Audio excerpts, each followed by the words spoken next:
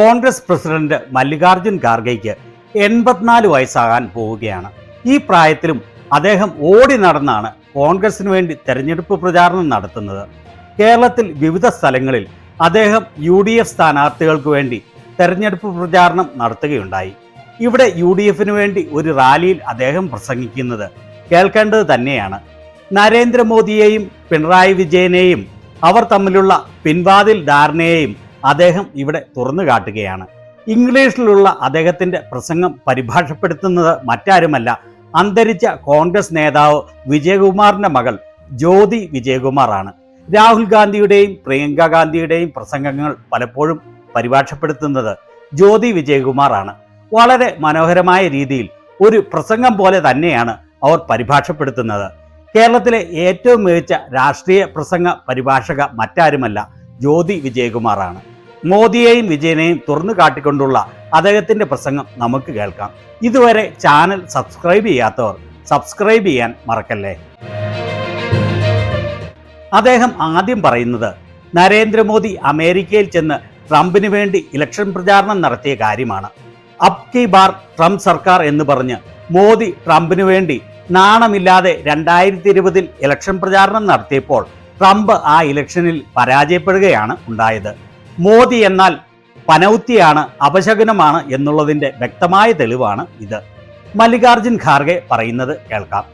He went to America to campaign for President Trump. He went there. He said, "This bar this bar Trump ki sarkar." Have you heard anywhere a prime minister going from this country and propagating for other country prime ministership? നിങ്ങൾക്കറിയോ, നരേന്ദ്രമോദി അമേരിക്കയിൽ പോയി Donald ട്രംപിന്റെ തെരഞ്ഞെടുപ്പ് പ്രചരണത്തിന് അവിടെ പറഞ്ഞു ഈ പ്രാവശ്യം ട്രംപിനെ ജയിപ്പിക്കണമെന്ന്. നിങ്ങൾ എവിടെയെങ്കിലും കേട്ടിട്ടുണ്ടോ ഒരു രാജ്യത്തിന്റെ പ്രധാനമന്ത്രി മറ്റൊരു രാജ്യത്ത് പോയി അവിടെ ഒരാളെ ജയിപ്പിക്കണമെന്ന് പറയുന്നത് എവിടെയെങ്കിലും കേട്ടിട്ടുണ്ടോ? When he went there for his campaign, the poor Trump lost that election. Narendra Modi ആ പ്രചരണത്തിന് അവിടെ പോയപ്പോൾ പാവൻ ട്രംപ് ആ ഇലക്ഷനിൽ തോറ്റും പോയി.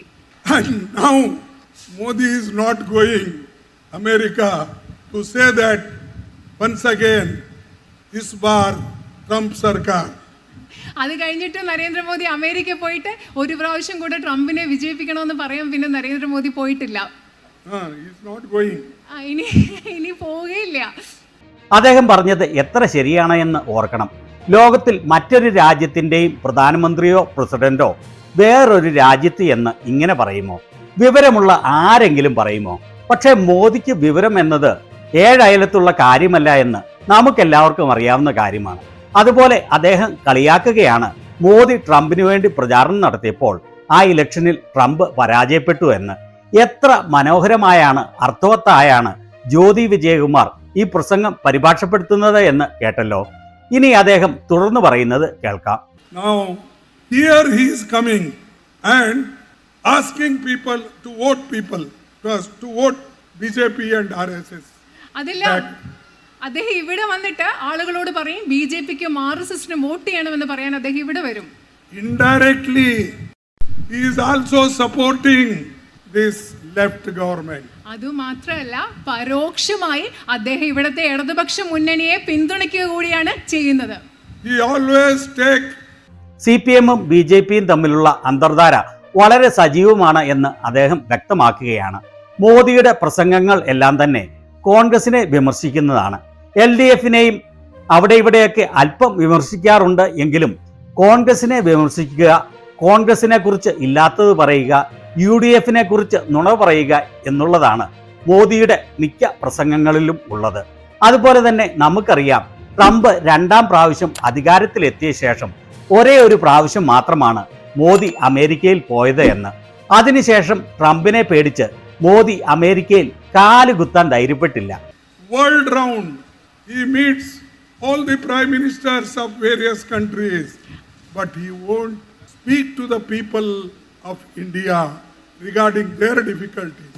അദ്ദേഹം എപ്പോഴും ലോകം ചുറ്റുമാണ്. ലോകത്ത് മുഴുവനുള്ള വിവിധ രാജ്യങ്ങളിലെ പ്രധാനമന്ത്രിമാരെ ഒക്കെ അദ്ദേഹം പോയി കാണും. പക്ഷേ സ്വന്തം രാജ്യത്തെ ഇന്ത്യയിലെ ജനങ്ങളോട് അവരുടെ പ്രശ്നങ്ങളെക്കുറിച്ച് അദ്ദേഹത്തിന് സംസാരിക്കാൻ യാതൊരു താല്പര്യവുമില്ല. LPG prices are rising. ഇന്ന് നിങ്ങൾക്കറിയാം വാതകത്തിന്റെ വില കൂടിക്കൊണ്ടിരിക്കുകയാണ്. Costing of living is unbearable. ജീവിത ചെലവ് നമുക്ക് താങ്ങാൻ പറ്റാത്ത ജീവിത ചെലവാണ്. Farmers are struggling. നമ്മുടെ കർഷകർ കഷ്ടപ്പെട്ടുകൊണ്ടിരിക്കുകയാണ്. Man-animal conflict is destroying rural lives and farmers' life. ഗ്രാമീണ മേഖലയിലെ ജീവിതങ്ങൾ, കർഷകരുടെ ജീവിതങ്ങളെയൊക്കെ വന്യജീവി സംഘർഷം ഇല്ലാതാക്കി നശിപ്പിച്ചുകൊണ്ടിരിക്കുകയാണ്. But this government has no answers. പക്ഷേ ഈ ഗവൺമെന്റിന് ഇതിനെക്കുറിച്ചൊന്നും ഉത്തരങ്ങളില്ല. Only excuses. അതിന് ഉത്തരങ്ങളില്ല. അവർക്ക് ഒഴികഴിവ് പറയാൻ മാത്രമേ ഈ ഗവൺമെന്റിനുള്ളൂ. Let me remind you, India has seen better governance, good government, helping poor people, many guarantees. And here, many our MPs are here. All whatever the assurance given by the government, UPA government, we fulfilled. But here, they talk much, do less. And Modi and he indirectly colluded to defeat Congress and UDF. നിങ്ങൾക്കറിയോ, ഈ രാജ്യം മികച്ച ഭരണം കണ്ടിട്ടുണ്ട്. മുൻകാലത്ത് ഇവിടെ മികച്ച ഭരണം കണ്ടിട്ടുണ്ട്. UPA ഗവൺമെന്റിന്റെ കീഴിൽ രാജ്യത്ത് വേണ്ടി നൽകിയ എല്ലാ വാഗ്ദാനങ്ങളും ഞങ്ങൾ പാലിച്ചിട്ടുണ്ട്. ഇവിടെ ആ കാലത്ത് ഉണ്ടായിരുന്ന പല MP-മാരും ഇവിടെ ഇരിപ്പുണ്ട്. ജനങ്ങൾക്ക് നൽകിയിട്ടുള്ള എല്ലാ വാഗ്ദാനങ്ങളും ഞങ്ങൾ പാലിച്ചിട്ടുണ്ട്. പക്ഷേ ഈ ഗവൺമെന്റ് എന്താണ് ചെയ്യുന്നത്? അവർ ഒരുപാട് സംസാരിക്കും, പക്ഷെ അവരൊന്നും ചെയ്യുന്നില്ല. മറിച്ച് അവർ LDF-നോട് കൂടി കൂട്ടുചേർന്നുകൊണ്ട് ഇന്ത്യൻ നാഷണൽ കോൺഗ്രസിനെ പരാജയപ്പെടുത്താനാണ് അവർ ശ്രമിക്കുന്നത്. ഇവിടെ ഖാർഗെ പറഞ്ഞത് എത്ര ശരിയാണ് എന്ന് ഓർത്തു നോക്കണം. ലോകമെമ്പാടും ഓടി നടന്ന് പ്രധാനമന്ത്രിമാരെയും പ്രസിഡന്റുമാരെയും കെട്ടിപ്പിടിക്കുന്ന മോദി തന്നെ സൃഷ്ടിച്ച പ്രതിസന്ധിയെക്കുറിച്ചോ രാജ്യത്തെ ജനങ്ങൾ അനുഭവിക്കുന്ന ബുദ്ധിമുട്ടുകളെക്കുറിച്ചോ ഒന്നും സംസാരിക്കാറില്ല.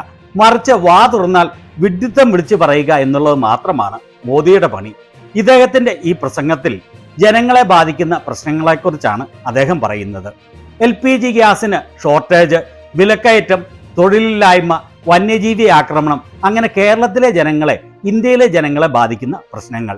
രാഹുൽ ഗാന്ധിയും പ്രിയങ്ക ഗാന്ധിയും മല്ലികാർജുൻ ഖാർഗെയും ഇമ്രാൻ പ്രതാപ്ഗഡിയും സച്ചിൻ പൈലറ്റുമെല്ലാം വളരെ ആക്റ്റീവായാണ് കേരളത്തിൽ UDF-ന് വേണ്ടി തെരഞ്ഞെടുപ്പ് പ്രചാരണങ്ങൾ നടത്തുന്നത്.